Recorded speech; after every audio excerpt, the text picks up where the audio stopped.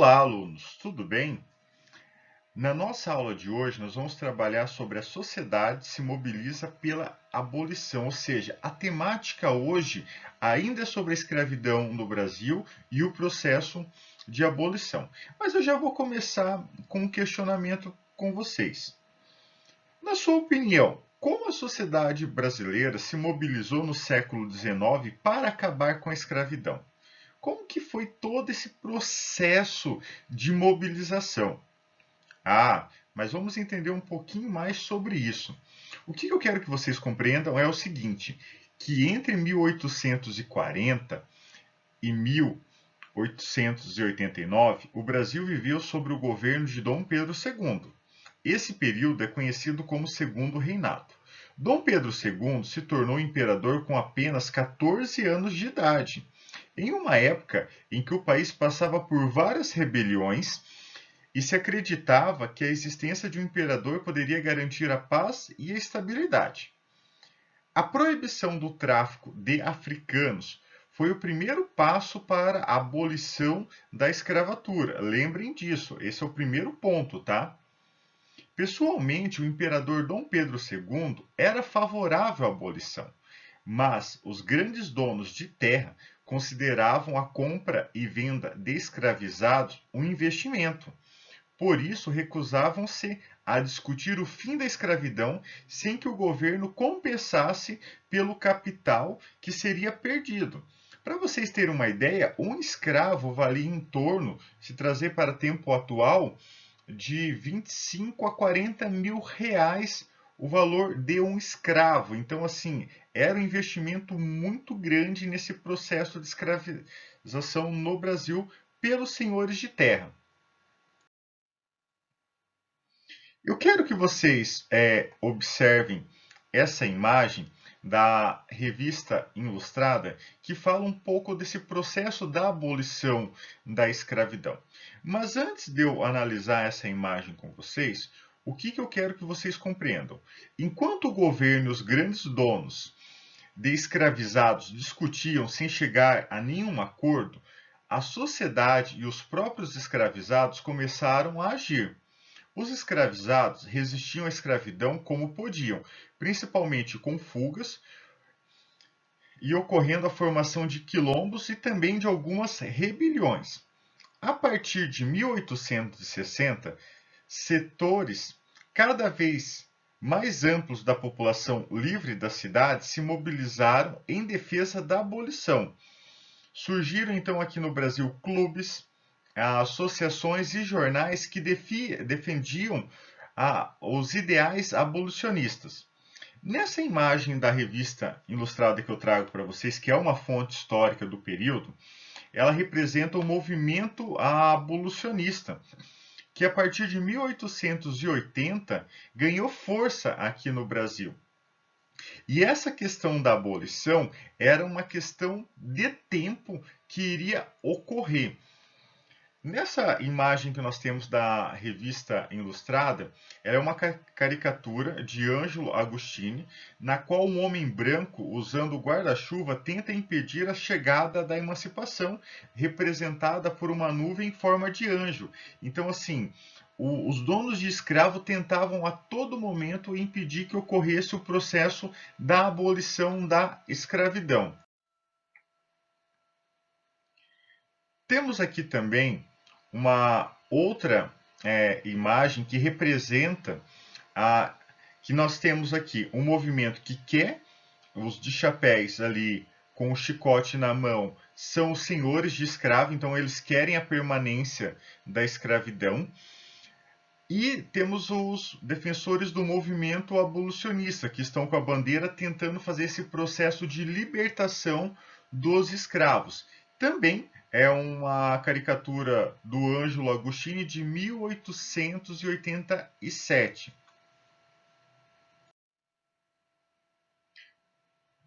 Outro detalhe também, nós temos os clubes abolicionistas.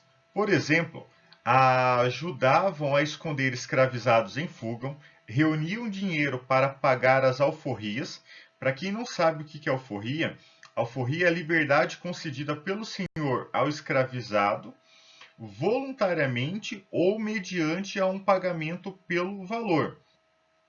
E também, pessoal, esses clubes abolicionistas defendiam os escravos fugitivos na justiça. Muitos desses escravos fugitivos eram encaminhados aos quilombos, onde podiam se refugiar, viver e trabalhar livremente. Aqui eu trago para vocês também uma fonte histórica, que é uma carta de aforria da escrava Apolina. É bem interessante que esse documento aqui era o que dava a liberdade para o escravo. Então ele tinha que andar com essa documentação que eu mostro para vocês, dizendo que ele estava livre, mesmo ele tendo nascido como escravo ou sendo capturado e tornando escravo. A partir do momento que ele tem alforria, esse papelzinho que eu mostro para vocês, ele tinha a concessão da liberdade. Pressionados pela sociedade, o governo aprovou medidas que extinguiram gradualmente a escravidão, conforme nós vamos poder observar nesse quadro. O Brasil foi o último país ocidental a libertar os escravizados. A escravidão era o maior obstáculo para a conquista da cidadania da população negra, uma luta que ainda transcorre no tempo presente e principalmente que é uma das bandeiras ainda do movimento negro aqui no Brasil. De acordo com a tabela que eu trago para vocês, aonde que eu trago ali o ano, a lei e a medida, em 1850 nós temos a primeira lei, a Lei Eusébio de Queiroz, proibia o tráfico de escravizados, ou seja, a partir dessa data estava proibido capturar na África a população e trazer como na condição de escravo para o Brasil. Então foi extinto o processo do tráfico. Não quer dizer que isso não ocorreu de forma clandestina. Tinha lei, mas ocorria ainda algumas tentativas. Em 1871, nós temos a Lei do Ventre Livre. Declarava livre os filhos de escravizados nascidos a partir da data da lei. Os beneficiados por essa lei deveriam ser entregues para o governo criá-los ou tinham que prestar trabalho ao senhor até os 21 anos. Ou seja, foi uma lei que não ajudou muito assim, porque até os 21 anos ele continuava basicamente na mesma condição de escravizado. Em 1885 nós temos a lei do sexagenário. Essa lei é bem interessante, que ela também ficou conhecida como gargalhada nacional. Por quê? Libertava os escravizados com mais de 60 anos. Com essa lei, os proprietários de escravizados não teriam mais que sustentar os escravizados de idade muito avançada para o serviço braçal pesado. E aqui, quando eu falo que é conhecido como gargalhada nacional, que basicamente o tempo de vida de um sujeito escravizado chegava entre 35 anos a 40 anos. Eram poucos que chegavam a essa idade de 60 anos. E nós temos, então, a última lei, que é a Lei Áurea, que libertava os escravizados sem compensações aos senhores, que ocorreu no 13 de maio, que foi um ato da princesa Isabel. Mas vamos entender um pouquinho sobre. Após a abolição, os escravizados libertos não receberam assistência do governo para se integrar à sociedade e se tornar cidadãos plenos. Como não tinham acesso à terra e nem à educação, os ex-escravizados e suas famílias tiveram bastante dificuldade em adaptar à nova situação. Mas para entender essa lei áurea, eu até gosto de dizer que a princesa Isabel ela assinou a libertação, mas não assinou a carteira de trabalho para os ex-escravizados. A lei áurea foi composta como tipos especialmente criados para a ocasião, desculpe.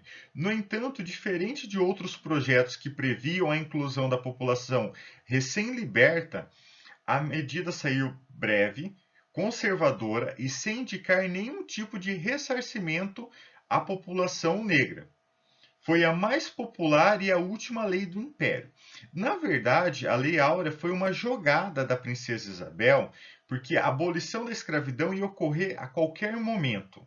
Só que do jeito que estava sendo projetado pelo movimento abolicionista, os senhores de escravo, eles teriam que fazer o processo da indenização desses sujeitos. Então a princesa Isabel não tem esse olhar para ela assim, ela foi boazinha, libertou os escravos. Não, ela simplesmente ajudou que os senhores de escravo não indenizasse esse sujeito. Então, assim, a partir daquele momento eles estão livres, mas livres, sem condições a salários, sem condições de empregabilidade, a educação, estão livres numa sociedade. Então, assim, vão ficar ao relento ali e muitos vão ter que aceitar de novo a condição de escravizados e outros nem vão ser aceitos para essa condição, dado que nesse processo também nós temos uma política chamada do branqueamento do Brasil, aonde que incentiva bastante a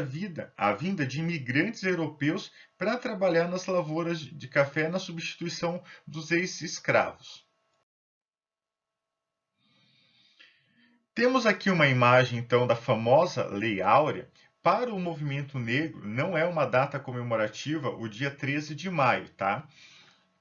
A data que eles levam em fator, eu já vou explicar um pouquinho mais à frente para vocês, que é o Dia da Consciência Negra, que acontece em 20 de novembro. Os escravizados libertos também tiveram que lidar com a discriminação e o preconceito da sociedade. Sem outras perspectivas, muitos se fixaram nas periferias das cidades, vivendo sem um trabalho fixo. A abolição foi o começo de uma luta pela igualdade, que permanece até os dias de hoje. Isso é uma coisa que eu quero que vocês compreendam também. Bom, eu trago uma fonte de época também aqui para vocês, como que foi noticiado então assim, Brasil livre, ainda Brasil com Z. 13 de maio, extinção da escravidão. Na verdade, não foi uma comemoração dos escravizados, mesmo estando livre, mas igual eu falei anteriormente para vocês, a princesa Isabel não preveu o processo da inclusão dos mesmos na sociedade, mesmo que tenha sido noticiado, mas foi uma jogada. O Dia da Consciência Negra é celebrado no Brasil em 20 de novembro, data da morte de Zumbi, um grande líder negro do Quilombo dos Palmares. Esse dia é dedicado à reflexão sobre a importância dos afrodescendentes para o país e à luta contra a desigualdade racial.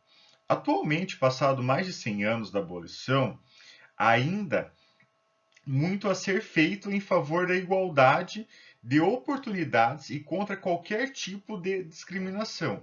Então, conforme eu estou mostrando para vocês, o movimento negro ele não tem como referência o 13 de maio, dados os pontos que eu expliquei anteriormente. Ou seja, a data que o movimento negro no Brasil tem como referência é o dia 20 de novembro, que é o dia da consciência negra, dado que vocês viram que foi uma estratégia da princesa Isabel para libertar os escravos para que não ocorresse o processo de indenização para os mesmos. Então, não vamos pensar assim que ela foi uma heroína em todo esse processo. Não, ela atuou favorável a um grupo dominante do período, que são os grandes senhores.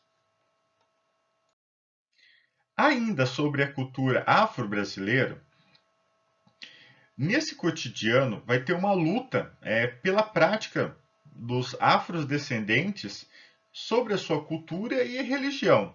Os escravizados, negros livres, praticavam dança como Ludum e o Batuque, que se tornaram muito populares e deram origem já no século XX ao samba e outras manifestações da música popular brasileira.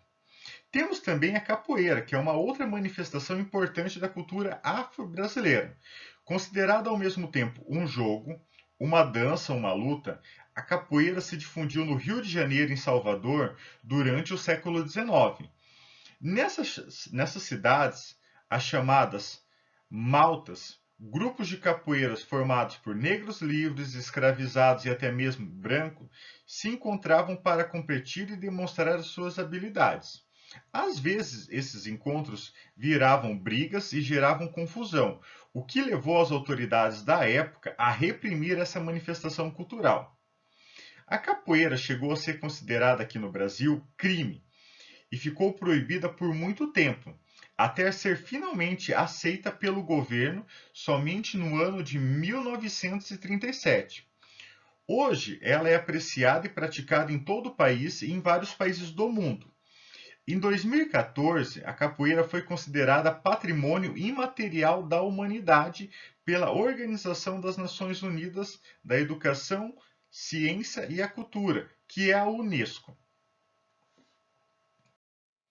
Caros alunos, chegamos ao fim de mais uma videoaula. Espero que vocês tenham compreendido o conteúdo.